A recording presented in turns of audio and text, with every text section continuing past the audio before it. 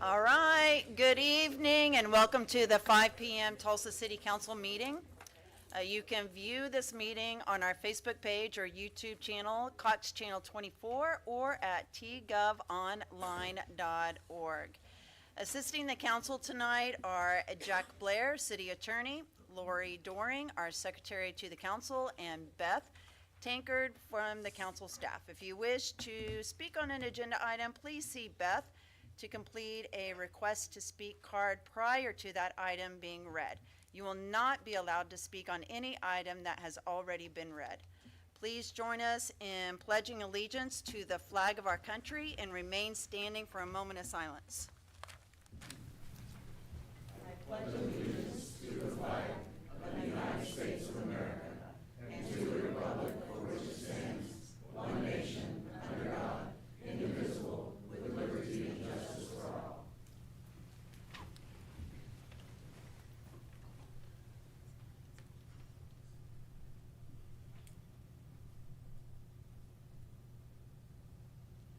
Thank you very much. Tonight we have a proclamation to the American Legion Family Day.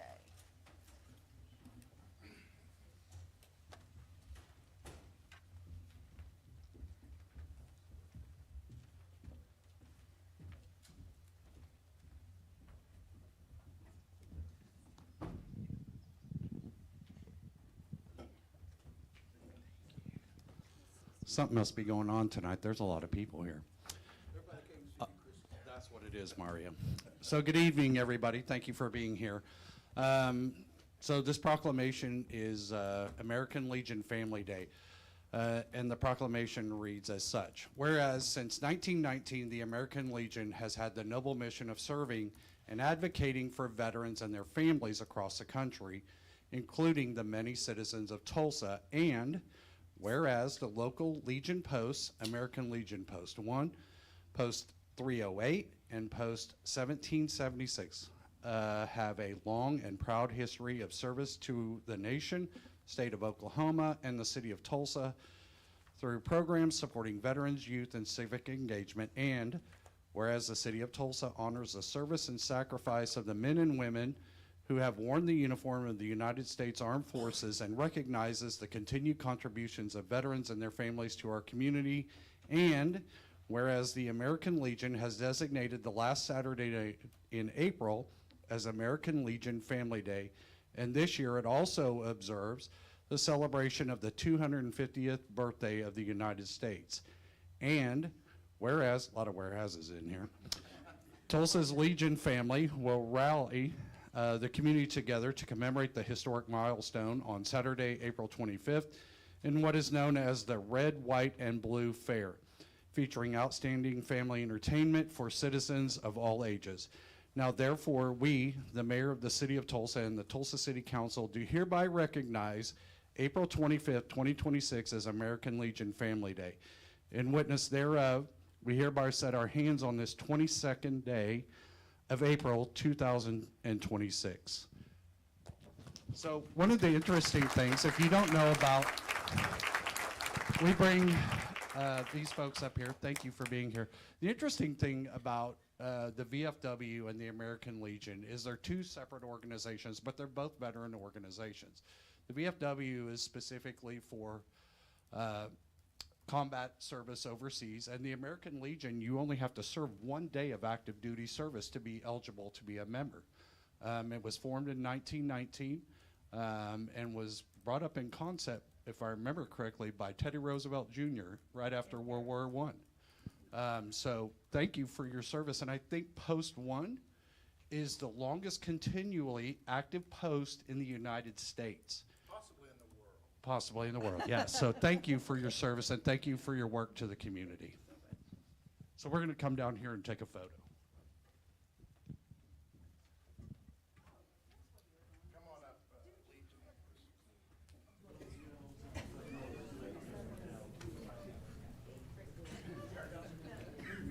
All right, everyone mosey on down to the center.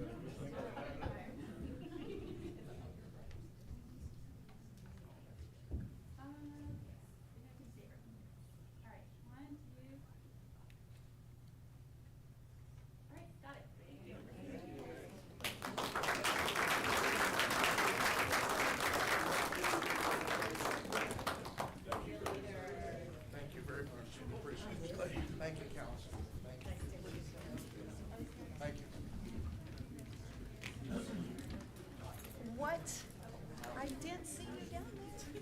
It's good to see you.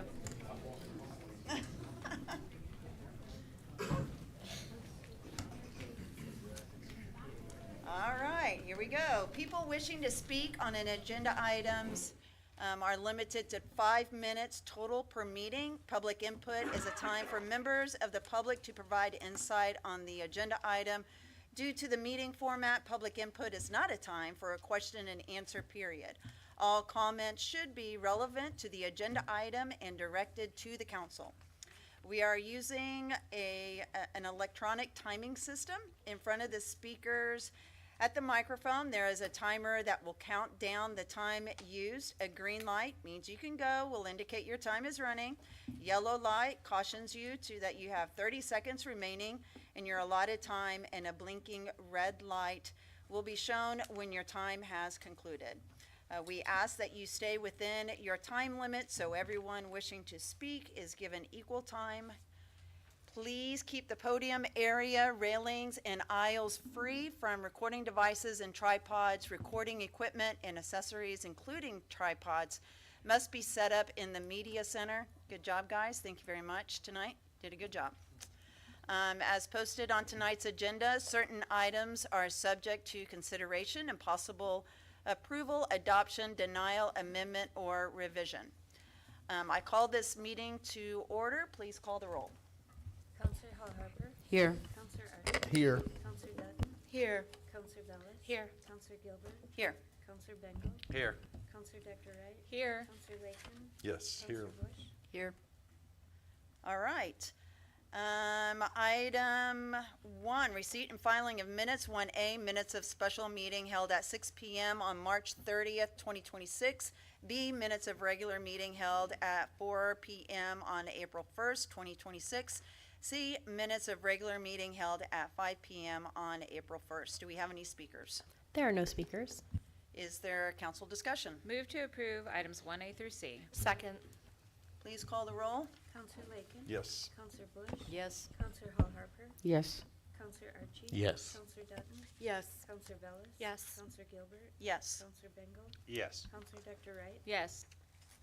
All right, items 1A through 1C are approved. 2, appointments, we have no items this week. 3, public hearings, no items this week. 4, mayor's items. 4A, report from the mayor or his designee on community events, briefing on city activities, city efforts, and new business. Mayor, would you like to say anything before the next item? I think we can go on the B. Okay. Yeah. All right. 4B, Mayor's presentation of the City of Tulsa fiscal year 2026-2027 budget and capital plan. Note, per council rules and order of business, public comment will not be taken on this item. Public input will be heard at future public hearings. I will turn it over to you, Mayor. Thank you for joining us tonight. Thank you. Thank you very much. Thank you, Counselor Chair Gilbert, Vice Chair Bingle, to all the members here. Really appreciate you letting me sit up here this evening. This is a lot of fun for me, actually. And everybody who's here, thank you for being here. I also want to wish those who are out there who serve us as administrative professionals, happy Administrative Professional Day. And I imagine everybody here did something special. Every day. Yeah, there you go. There you go. Every day. I say that as someone who just look in the mirror and figure out what I'm going to do before the day is over. But before I get started, I want to start by acknowledging the many people who helped put this budget together and make it possible. This, as you know, is a collective effort. It reflects months of disciplined work and thoughtful collaboration. And so I want to start by extending my appreciation to our budget and finance team, Chrissy Basgal and Jared Moore. I don't know if they both are here. I'm sure they are. Thank you, thank the two of you. Thank you both for your leadership and attention to detail throughout this process. I also want to thank our city administrator, Mike Miller, for steady guidance and commitment to fiscal responsibility. And to our department heads and their teams, several of them are here. Thank each of you for your diligence in submitting thoughtful requests this year, helping us identify efficiencies and continuing to deliver high-quality services to our residents every single day. Give yourselves a round of applause. So it is because of great planning and fiscal discipline that the city of Tulsa is in a stronger, even more stable position than we were in this time last year. We've certainly benefited from some good signs and positive signs from sales and use tax numbers this fiscal year, but the key has been our discipline, given the uncertainty in the overall economic outlook. While things are better than they were, we remain disciplined in how we manage our resources. And remaining disciplined means identifying cost-saving opportunities and maintaining a commitment to a high degree of scrutiny for every dollar we spend, ensuring that our investments reflect our collective priorities and accountability to our residents. The theme for this year's budget is the same as last year's budget, and really the theme of the administration is clarity, consistency, and accountability. The proposed budget that you have before you tonight represents $1.22 billion in total expenditures for FY27. That number is inclusive of our general, capital, and enterprise funds. But the general fund total for this budget this year is just under $444 million. This budget is designed to provide clarity by investing strategically in the priorities we all share, maintain consistency by building on current service levels, honoring commitments to our employees, and addressing infrastructure needs and project shortfalls. It was also designed to demonstrate accountability by reducing our reliance on fund balance by $5.1 million over the current fiscal year, which is helping bringing us closer in line for our revenues and our expenses. As part of the budget you have before you tonight, we also are presenting a proposal that, in addition to fiscal responsibility, reflects strategic thinking. Over the past 12 months, we've taken a comprehensive look at all available funding sources to determine how we can best meet Tulsa's future and current needs. In addition to identifying vacancies and scrutinizing every dollar spent, we've also vetted the use of the 2016 Vision Fund. This fund, as you all know, has outperformed its original projections. And after every project is paid for, debt service is paid, everything's fully funded, the fund would have a balance of about a little over $100 million in 2032. Now, instead of letting those resources sit, this budget strategically invests a portion of that money into things that matter, putting those funds to work now for the Tulsa taxpayer, investing in things like ongoing and competitive employee compensation adjustments, addressing funding gaps on critical capital projects, including the Public Safety Center, continuing the progress of Safe Move Tulsa and our homelessness efforts, providing localized neighborhood needs, and investing in upcoming economic development opportunities across our city. While these funding priorities will ultimately be shaped by your input and your guidance, our shared priorities in them is clear. We all want to improve public safety, we all want to end homelessness as we know it, and we all want to improve economic opportunity for our residents. Now, some might suggest that this year's budget is proof that we don't need a longer-term revenue solution, and that notion couldn't be any further from the truth. What you have in front of you is a budget built on freezing 45 vacant positions, the infusion of nearly $40 million from the Vision 2016 fund, and an administrative focus on conservative spending. To be clear, we still have critical needs that require a long-term solution. The use of the Vision 2016 funds, again $40 million in this budget, should be viewed as one-time ARPA-like, like a one-time ARPA-like short-term funding strategy that will act as a bridge to get us further down the road on key priorities.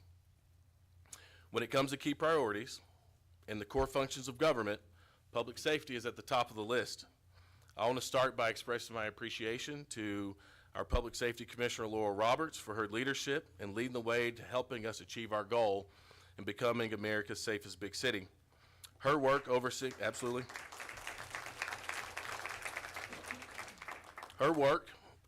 the police and fire departments, Tulsa Municipal Court, Tulsa Animal Services, and serving as our interim emergency management director has been a game changer for our community, and that is reflected in the investments we propose to make into public safety. 57% of the general fund is dedicated to public safety functions. That includes funding for 2 police academies, adding 55 new officers, the funding for 2 non-sworn positions in the police department to process digital evidence and police records to address the increased demand in that area, a fire academy of 22 cadets to maintain full staffing, and $7 million in funding for fire apparatus and equipment. This budget also invests the $25 million needed to fully fund the move to the Public Safety Center and sets aside an additional $18.9 million to support the ongoing effort to secure long-term space for municipal courts and our lockup facility. The shakeup in leadership at the Tulsa Area Emergency Management Agency last year gave us an opportunity to pause and take a closer look at how other major cities structure their emergency management operations. In Tulsa, TAME has existed since the 1970s as a blended city-county funded agency, with the city of Tulsa serving as a primary responding entity during activations. The model has served us for many years and served us well at times, but is no longer the desire of the city or the county. This comes as Tulsa, as we know, Tulsa has been faced with one major disaster every year for the last decade. This comes along with the daily tasks of incident response. As mayor, and I know as counselors, we are all proud of how our team has worked in the face of these disasters, because they're not rare, they're not one-off events, they're reoccurring, incredibly disruptive, and increasingly complex to navigate as a city. It is critically important that Tulsa has a team whose sole responsibility is to plan for, respond to, and recover from emergencies within our city limits. An office that is fully embedded in city operations, aligned with our police, fire, public works, and communications teams, and focus every single day on preparedness and resilience. That is why the budget before you today reflects that reality and includes funding for 3 positions: a director for emergency management, a grants compliance officer, and an administrative aide for the department, along with the technology needed to promptly and efficiently respond to emergencies, such as our siren system and communications tools. Let me be clear, our internal team will continue to partner alongside Tulsa County as we work hand in hand to keep our community safe. In addition to police, fire, and emergency management, Tulsa Animal Services and Tulsa Municipal Court are critical parts of our overall public safety strategy. Last year, Tulsa Municipal Court saw a 10% increase in the number of people showing up for their court dates. This is an incredible testament to the team at Tulsa Municipal Court, and without that team, this work would not be possible. So the proposal before you today would move 10 temporary grant-funded positions permanently into the general fund to help us continue momentum at the courthouse. Additionally, this budget supports our move to the new animal shelter by providing a boost in staffing at Tulsa Animal Services, including 2 new animal control officers, a new veterinarian, and 6 other positions to support operations at the facility. These positions will improve the lives of animals, improve neighborhoods, help improve response times, decrease loose animals, and improve public education around the importance of spay and neutering our pets. At the end of the day, we are committed to ensuring that every Tulsan feels safe in their home, their neighborhood, and in all parts of our city, and the work that we're doing in public safety across the board does just that. As many of you know, we have for years struggled with a growing backlog of code enforcement cases. Today, there are roughly 1,600 cases waiting in the queue, and during the peak growing season, that number can climb to more than 3,500 complaints. For many residents, issues like tall grass and basic property maintenance has meant waiting 90 days or more just to see action. We all agree that's not acceptable, and it's not the level of service our residents deserve. Our current situation is not a new problem. It is, in fact, been one that's been raised for years, and certainly a point of emphasis at the council mayor retreat. This budget finally puts the resources in place to address the problem at its root by including 4 new positions and $550,000 in additional operating support dedicated to code enforcement. That means more code officers in the field, faster response times, and a shift from a reactive system to a proactive system. With this investment, we will cut response times to less than 30 days, no matter the priority level, and eliminate the current backlog of code enforcement complaints. That represents a fundamental change in how the city delivers basic services. It means when residents call, we show up. It means neighborhoods don't have to wait months for action, and it means we are finally bringing this system back in line with the expectations of the people we serve. It's because this administration, and I think we all, believes everything starts in neighborhoods. And this budget reflects extensive feedback from residents and builds on the work of our Planning and Neighborhoods Department with the Neighborhood Conditions Index. I want to give a special shout out to Susan Mill and her team. Susan here? She's right in front of me. Give a special shout out to Susan. Big graduation coming up. Or is there graduation in our Neighborhood Academy? Couple more months.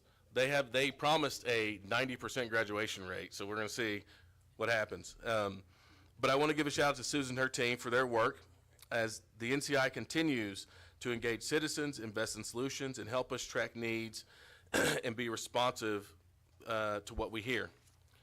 Being responsive means addressing persistent concerns. For years, lighting in neighborhoods has been one of those concerns. That's because we know lighting improves walkability, improves quality of life, and most importantly, it improves safety. Based on the recommendations from NCI and recent Improve Our Tulsa workshops, this budget includes funding for 4 new neighborhood areas that will receive a total of 1,200 new lights.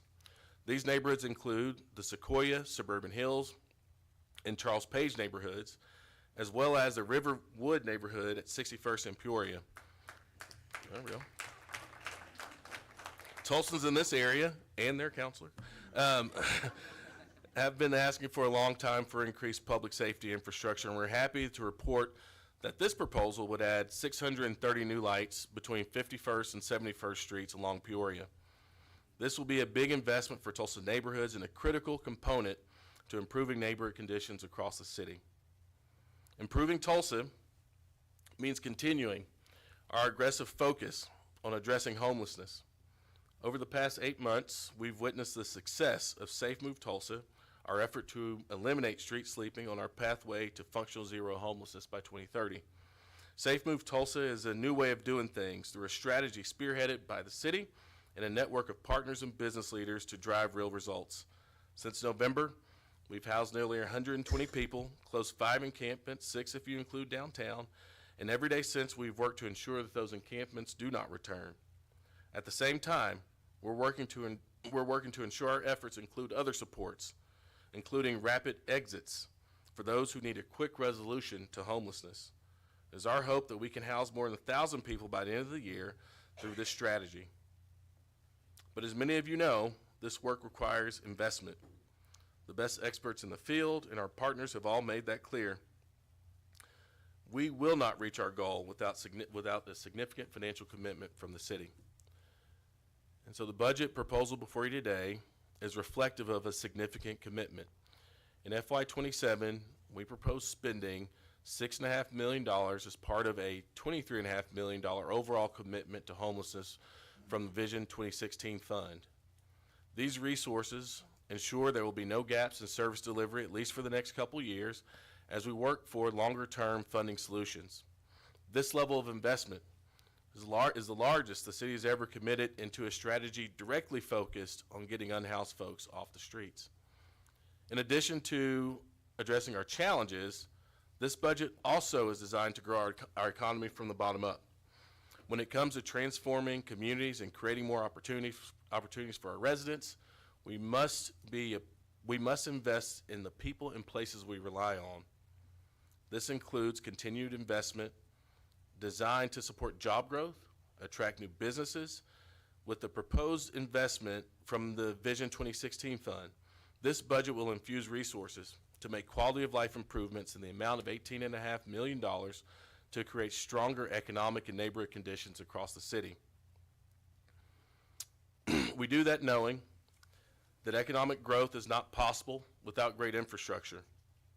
This proposal reflects necessary adjustments to utility rates based on the 5-year capital improvement plan and updated contract negotiations with our haulers. I know that an increase in monthly bills is never something that's easy to hear, especially as affordability continues to be a challenge for residents across our city. However, these adjustments aren't about making a profit. They're about the urgent reality of maintaining the invisible systems that we all rely on. Our water lines, sewer plants, and drainage systems, the things that allow our city to actually function. We've seen what happens when you don't prioritize this type of infrastructure in places like Flint, Michigan, and Jackson, Mississippi. But unlike those places, we have a bold vision for Tulsa. Through various capital programs, we have committed hundreds of millions of dollars to address these needs, because we know we cannot build Tulsa's future on top of 19th century infrastructure. By making these modest annual investments, we keep pace with our city's growth, stay on top of inflation, and prevent the massive emergency failures that would cost us so much more in the long run. In this year's budget, the typical residential customer can expect to see an increase of $5.82 a month. These changes reflect a 7% increase for water, a 4.7% increase for sewer, a 7% increase for stormwater, and a 4% increase for refuse and recycling. These adjustments are based on professional, multi-year modeling and have been approved by the Tulsa Metropolitan Utility Authority and the Tulsa Authority for the Recovery of Energy. These investments are critical, and they will have a huge impact, not just on us currently, but on future generations as well. And as we think about future generations, I'm mindful of the commitment that we must continue to hold for young people in this community. If you were to ask the average citizen what are their top issues of concern, they would list off public safety, homelessness, infrastructure, and education. That's why, with the partnership of this council, last year we created Tulsa's first Office of Children, Youth, and Families, with the focus this current fiscal year on building the foundation. That means putting the right partnerships in place, aligning systems, and creating a structure that allows us to move faster and smarter on behalf of our kids. While the work may not always be visible, it is absolutely essential. And today, we are beginning to see some of those results take shape.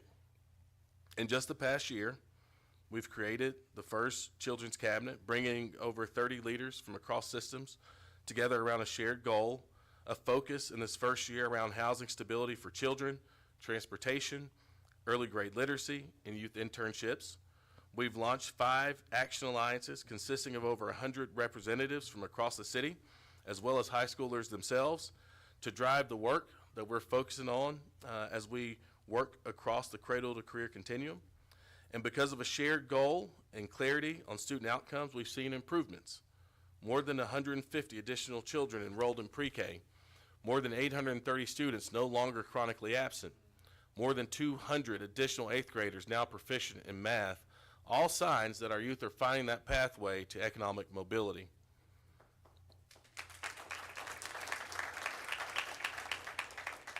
This budget builds on all that momentum while also strengthening how this work lives inside of City Hall. All that said, this first year has worked exactly as it should have. We laid the foundation thanks to the work of the Deputy Mayor, Crystal Reyes, who is here. There she is. Thank you for being here, Crystal. And Ashley Phillipson. Now, in year 2, it is clear that our next step is to bring someone into City Hall that can have a laser focus on moving this work forward, moving us from strategy to further implementation. This is not about changing the partnership that we have. It's about strengthening the structure as the Children's Cabinet moves to launch pilot initiatives to address early grade literacy, expanding partnerships to increase youth internship opportunities. It ensures that this work is fully integrated with the city and continues to move forward with focus and urgency. And importantly, we're doing all this while maintaining the same level of funding as the current fiscal year at $275,000, which amounts to about half of a percent of the overall general budget. I mention that only because with a relatively small investment, we're making a tremendous impact, and everybody on the council is to be commended for that, and I thank you.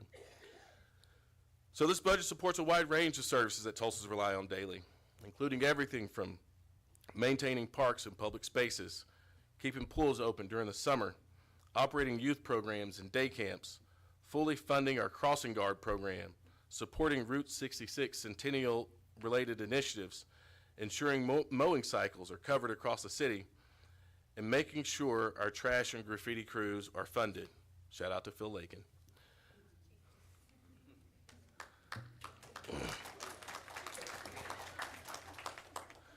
This budget also supports a variety of capital needs, including $19.5 million for housing initiatives to help us meet our affordable housing goals, $3 million for neighborhood improvements, and $16 million for street and transportation projects. These are just some of the services that define the quality of life in our city, and our budget meets those and more. So this budget reflects a careful balance of responsibility and opportunity, and it is defined by the people who carry that work out every day. The City of Tulsa team is the reason we have the best tasting water in the country. It is the reason a 311 operator answers your calls, and it's the reason that in the middle of the night or in freezing temperatures, there's a team fixing a broken water line or saving someone's property from imminent disaster. As we've gone through the budget process, we've tried to ensure our investments reflect the core duties that our employees deliver every day. The budget before you builds on current staffing levels in areas with long-standing needs, and it takes care of the people who make this city run by providing for compensation adjustments. Our workforce here at the City of Tulsa shows up every single day, no matter who the mayor is or who's serving on the council. They're the lifeblood of this organization and the city overall. And for the last 16 months, I have been grateful to call them all my coworkers and my friends. In closing, I want to again lift up what this budget does.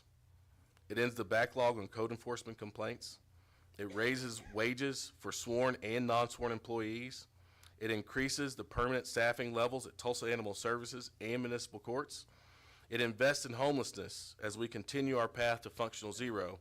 It adds 55 police officers and 22 firefighters, and it infuses resources to spur economic growth across our city.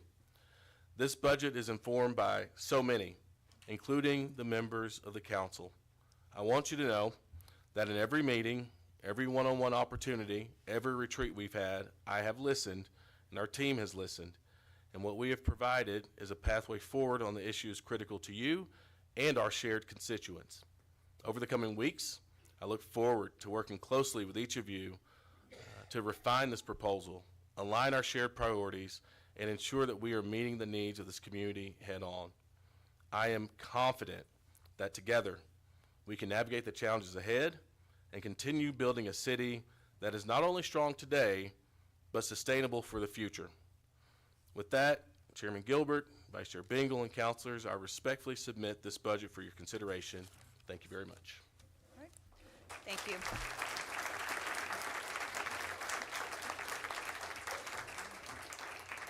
Thank you, Mayor, for that presentation. Yes, ma'am.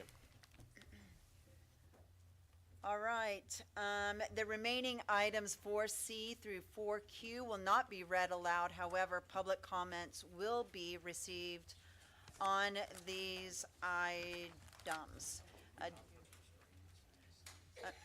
No restraints. Do we have any speakers? We have 3 speakers. The first is John Huffines on 4F and 4M.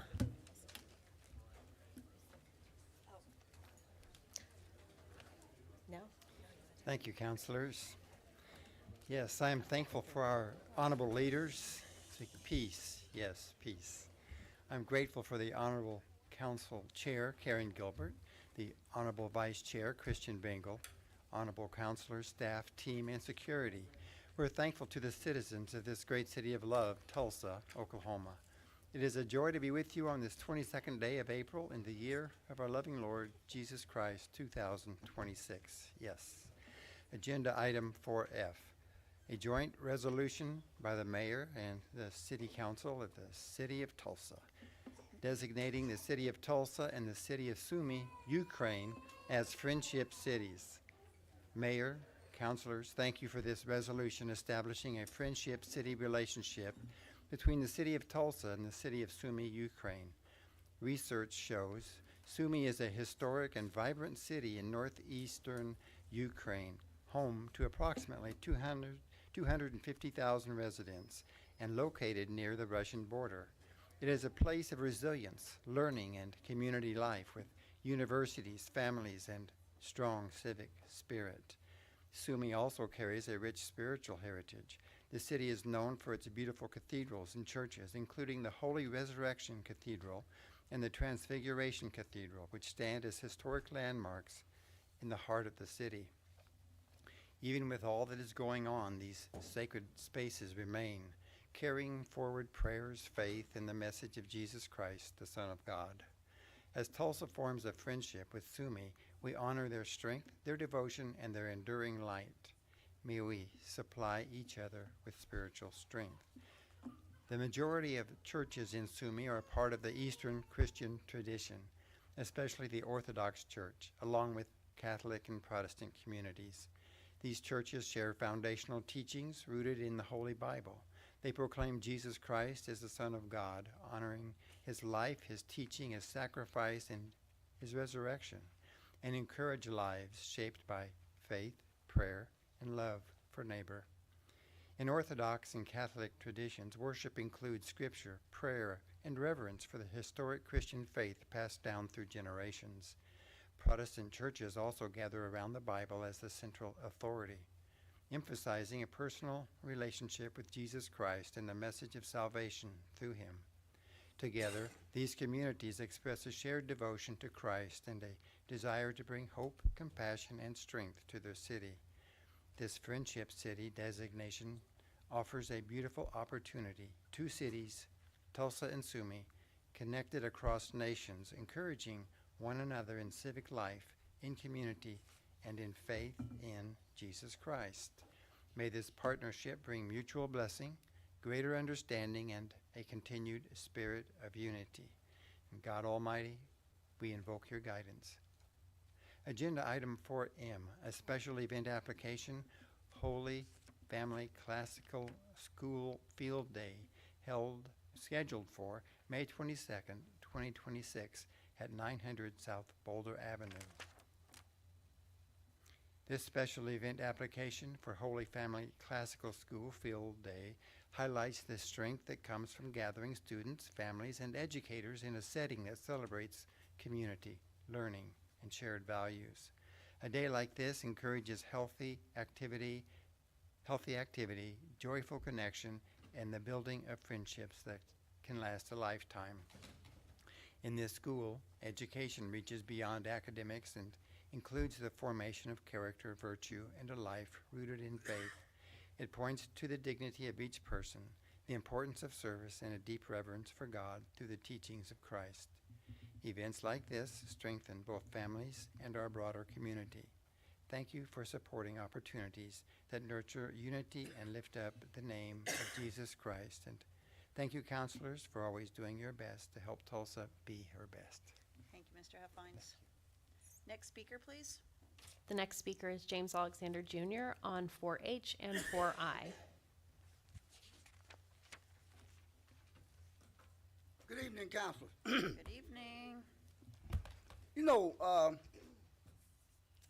I'm getting tired of coming up here saying the same thing every time. So I'm going to change it up a little bit.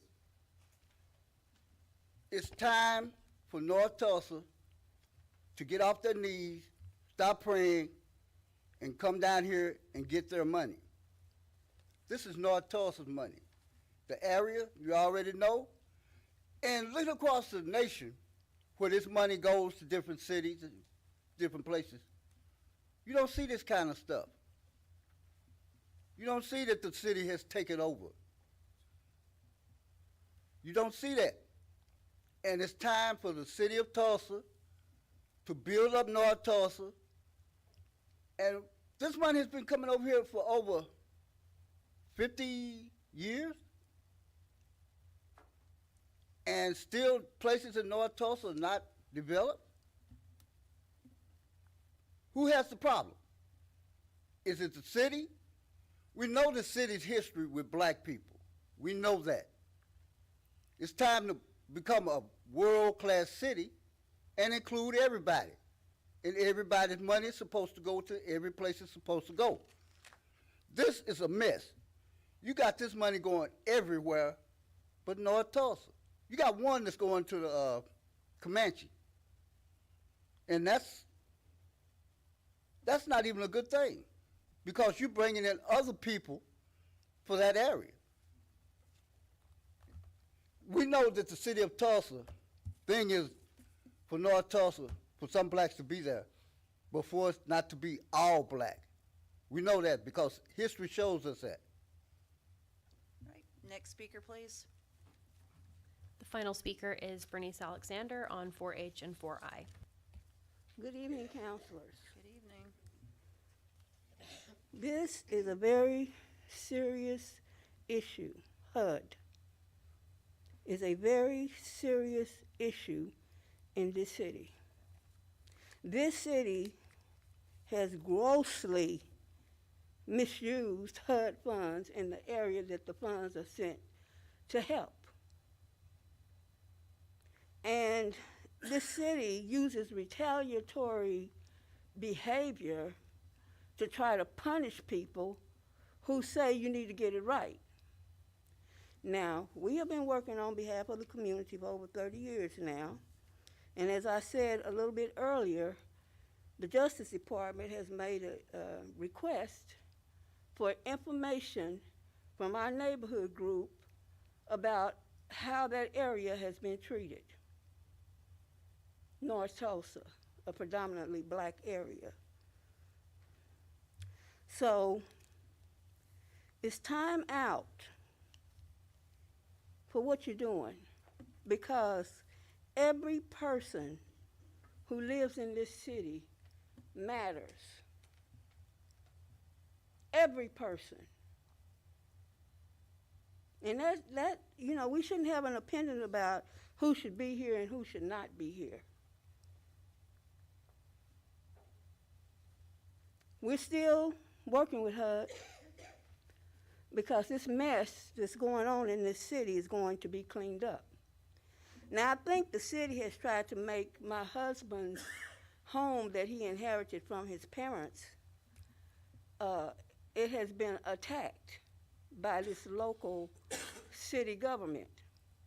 The city had all of the utilities shut off at his home.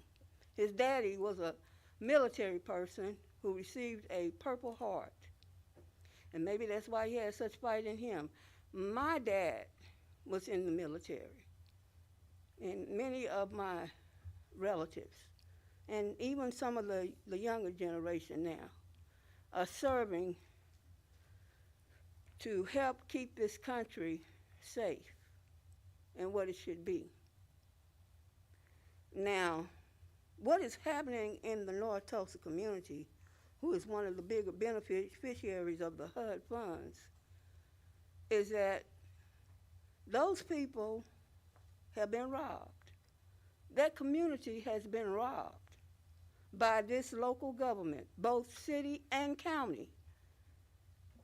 And we, as a people that live here, all of us, are being held accountable about how we treat each other, because there's a higher force that's looking over all humans, God, and it matters to him how we treat each other.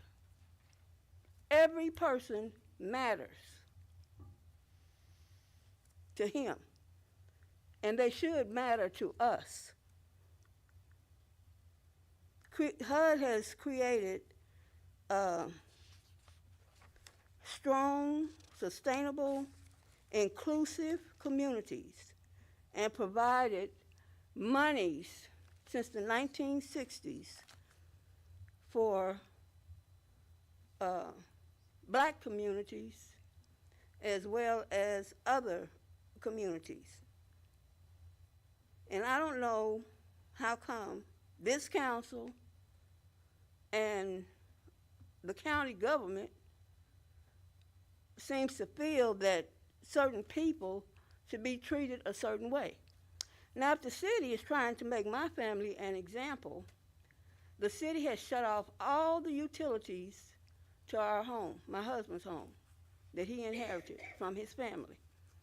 That man fought, his daddy fought for this country's freedom, and so that his children would be able to live in a free country and not an oppressive country.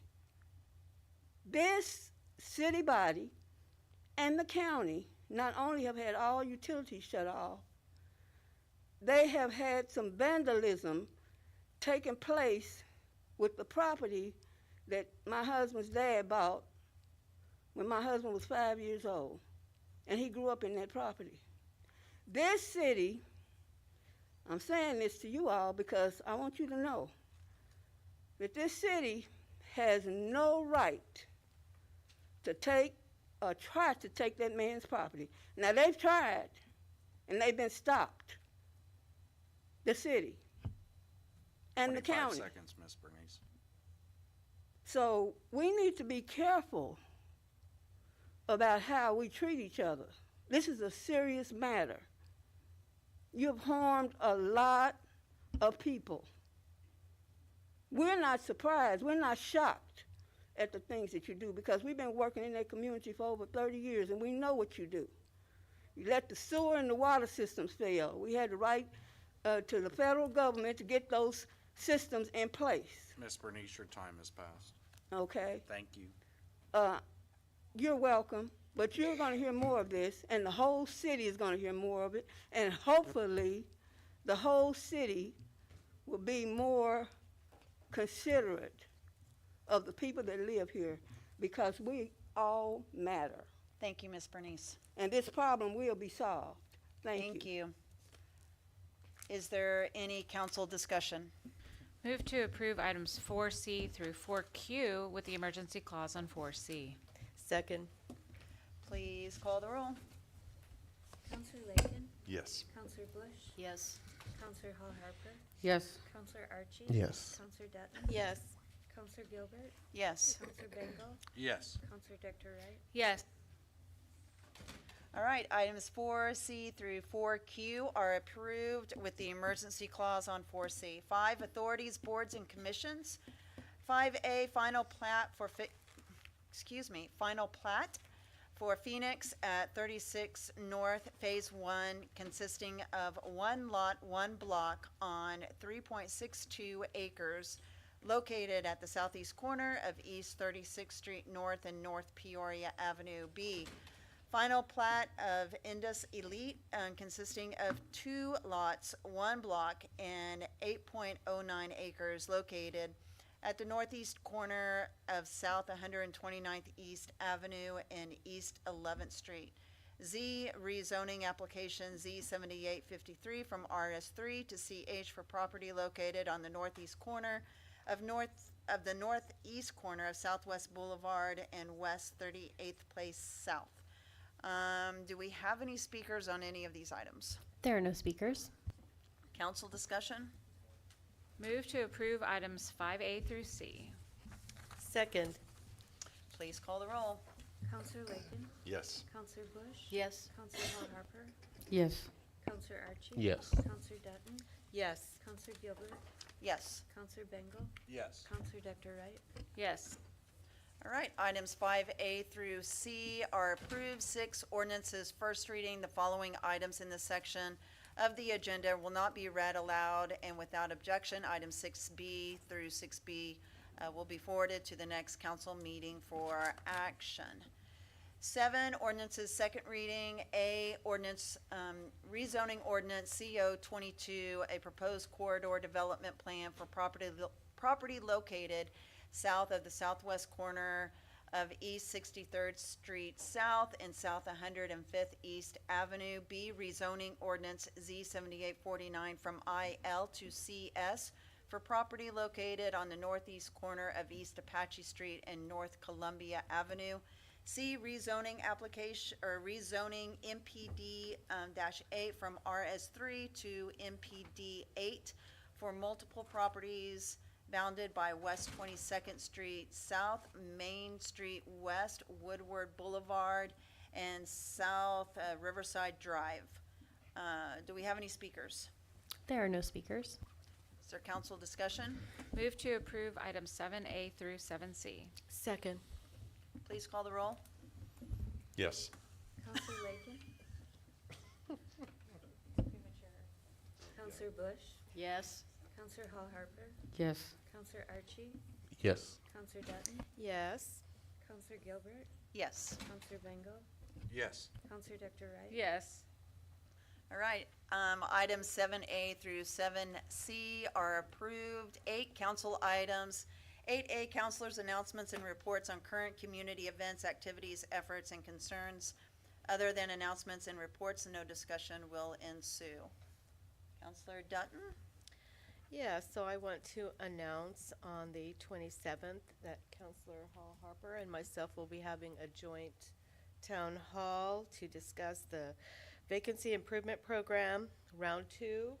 James Wagner, the City Deputy Commissioner and Director of Planning and Neighborhoods, will be present to overview the program, and the Mayor's Senior Advisor on Housing, Jean Bullmash, will be available for questions following. Okay. This will be held. There's more. There is, sorry. At Crossover Community Impact, 938 East 36th Street North, 74106. Okay. Email me for any questions. Counselor Hall Harper? Yes, I'd like to announce the Tulsa Reparations Summit that will start on this Friday, the 24th, and run through the 26th, closing out on Sunday at Historic Vernon AME Church. This is a summit that's being hosted by the Beyond Apology Commission and various partners. So you can go on social media and just search Tulsa Reparations Summit, and to get the information on how to register. Registration is a nominal $19.21 in honor of 1921. And so please come out and get some good information from national speakers. We have several national speakers coming in to speak on local and national reparations. Thank you. Okay, thank you. Any other announcements? Going. Happy Earth Day to all, right? Oh, Is very that good, right? very good. Yes, happy Earth Day. Thank you. All right, moving on to items 8, B, and C. Counselor Hall Harper is recusing. Item B, donation from the Tulsa Community Foundation for the Tulsa City Council for Route 66 Challenge coins valued at $915. C, travel authorization per council rules and orders of business in the estimated amount of $1,550 for Counselor Hall Harper to travel to Omaha, Nebraska to attend the 19th Annual Rebuilding the Village Conference and Revive Black Business Expo to be held on May 5th through the 8th. Do we have any speakers? There are no speakers. Is there council discussion? Move to approve items 8B and 8C. Second. Please call the roll. Counselor Lakin, Yes. Counselor Bush, Yes. Counselor Archie, Yes. Counselor Dutton, Yes. Counselor Gilbert, Yes. Counselor Bengal, Yes. Counselor Dr. Wright, Yes. All right, items 8B and 8C are approved. 9, new business, there are no items this week.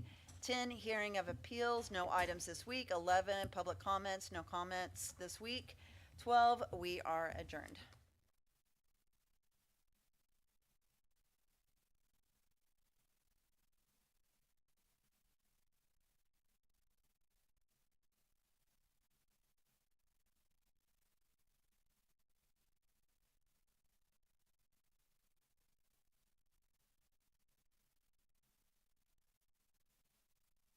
Apartments that are owned by Tulsa Housing Authority.